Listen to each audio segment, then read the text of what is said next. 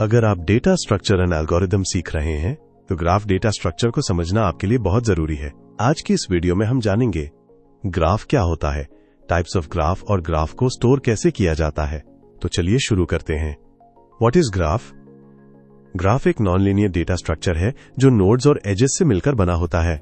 Node को हम vertex कहते हैं और कनेक्शन को एज।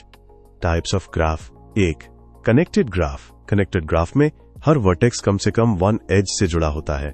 एज की कनेक्टिविटी और प्रॉपर्टी से आगे और टाइप्स क्रिएट होते हैं, जिसमें एक, अनडायरेक्टेड ग्राफ। इस ग्राफ में एजेस की कोई डायरेक्शन नहीं होती, मतलब कनेक्शन टू वे होता है। दो, डायरेक्टेड ग्राफ, डायग्राफ। इस ग्राफ में हर एज की एक डायरेक्शन होती है, मतलब कनेक्शन वन वे होता है। तीन, वेटेड ग्राफ। इस ग्राफ में हर एज के साथ एक वेट जुड़ा होता है, जैसे डिस्टेंस, कॉस्ट या टाइम।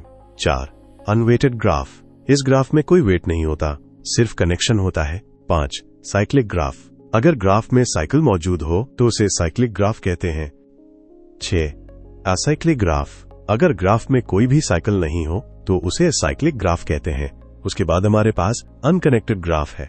इसमें कुछ वर्टिसेस आइसोलेटेड होती है।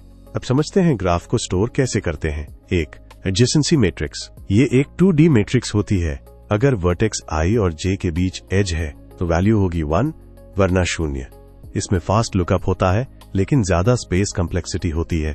दो, एडजेसेंसी लिस्ट। हर वर्टेक्स के लिए उसके कनेक्टेड वर्टिसेस की लिस्ट स्टोर होती है। इसमें लेस मेमोरी यूज होती है।